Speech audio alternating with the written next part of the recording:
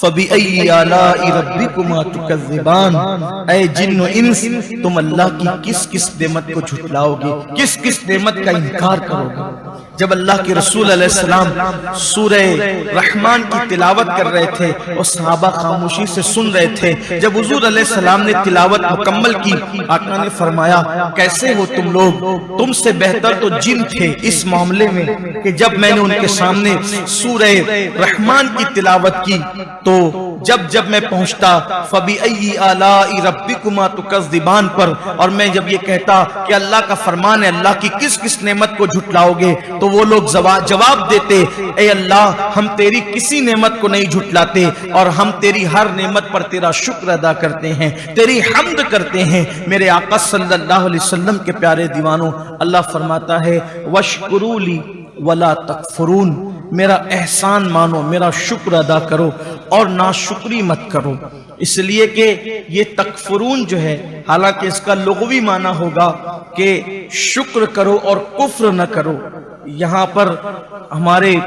مفسرین نے اس کو یہ بتایا چونکہ شکر کے مقابلے میں کفر آیا ہے تو یہاں کفر جو ہے وہ ناشکری کے معنی میں آیا ہے، یہاں کفر اس معنی میں نہیں آیا جس کو ہم عرف عام میں کسی کو کافر کہتے ہیں۔ تو یہاں اللہ فرماتا ہے میرا شکر بجا لاؤ، میرا احسان مانو اور ناشکری مت کرو، تو اللہ تبارک و تعالی کا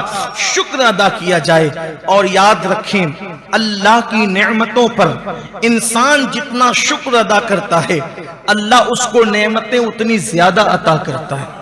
اللہ تعالیٰ قرآن مقدس میں فرماتا ہے اللہ تعالیٰ قرآن مقدس میں فرماتا ہے لَإِن شَكَرْتُمْ لَأَزِيدَنَّكُمْ، کہ اگر تم میرا احسان مانو گے، میرا شکر ادا کرو گے تو میں تمہیں نعمتیں اور زیادہ عطا کروں گا۔ یعنی اگر انسان چاہتا ہے کہ اللہ نے اس کو عزت دی، مزید اس کو عزت ملے تو وہ اس پر شکر ادا کرے، اللہ نے اس کو دولت دی وہ مزید اس کو دولت ملے وہ شکر ادا کرے، اللہ نے اس کو ایمان دیا ایمان کو اور مضبوطی ملے وہ شکر ادا کرے، اللہ نے اس کو اسلام کی دولت دی، اگر وہ چاہتا ہے کہ یہ نعمت ضائع نہ ہو اس کو چاہیے کہ وہ اللہ کا شکر ادا کرے۔ اللہ کا شکر ادا کرنا اللہ کو بہت پسند ہے، کیونکہ حدیث پاک میں آیا ہے صبر نصف ایمان ہے، شکر نصف ایمان ہے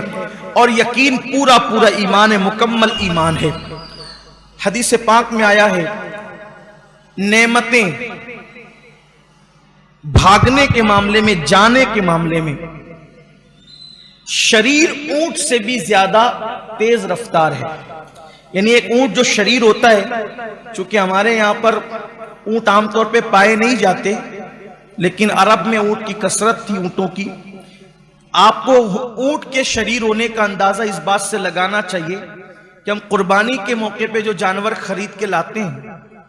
تو اگر کوئی شریر جانور ہم لے آتے ہیں تو پورے محلے کو وہ کیسے سر پہ اٹھا لیتا ہے۔ تو یہ جو بیل اور بچڑے وغیرہ جو ہیں یہ کبھی کبھی بہک کر جتنے شریر ہوتے ہیں اس سے کہیں زیادہ اگر کوئی اونٹ شریر ہو جائے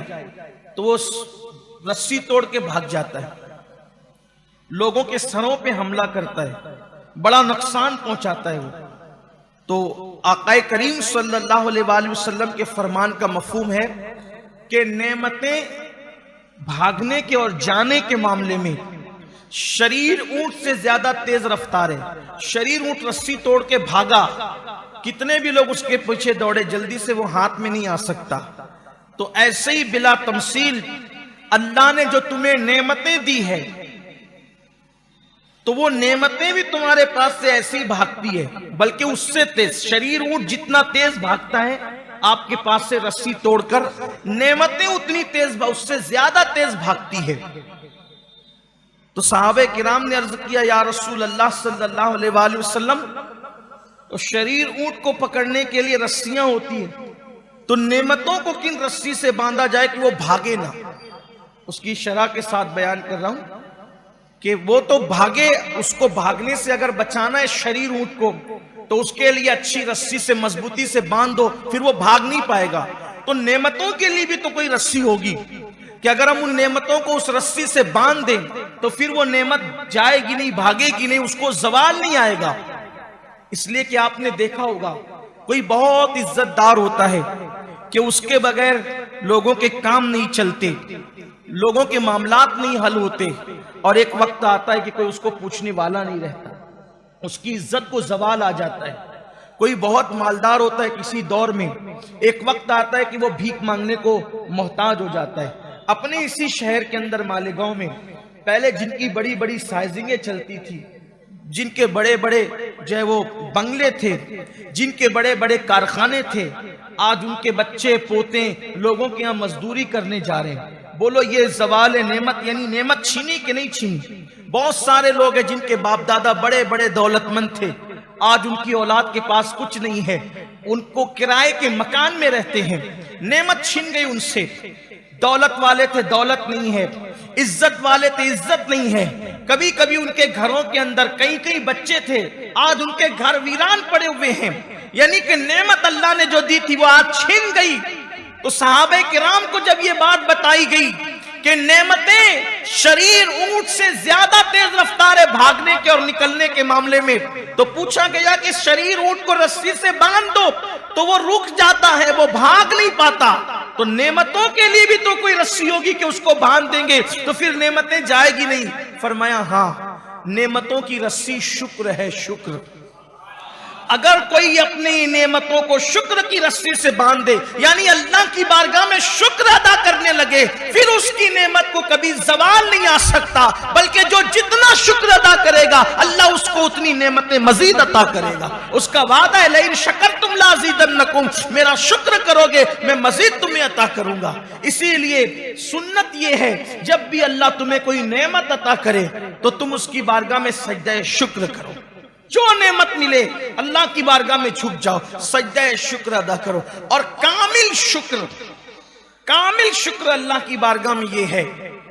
کہ الحمدللہ کہو زبان سے، اور دل میں یہ تصور رکھو کہ یہ احسان میرے اللہ کی طرف سے ہے، اس کا انعام ہے،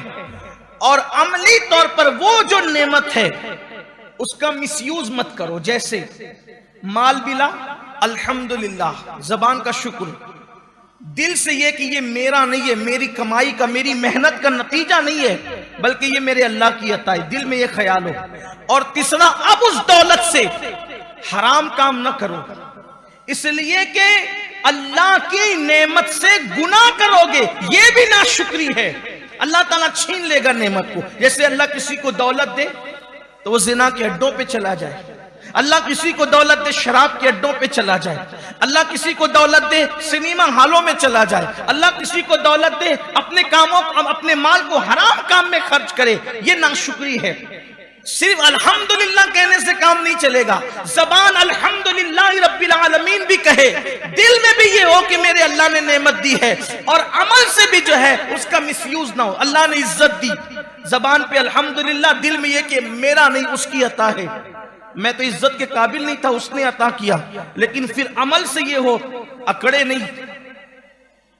میں بہت عزت دار ہوں تو لوگ میرے آگے ہاتھ باندھ کے کھڑے رہے،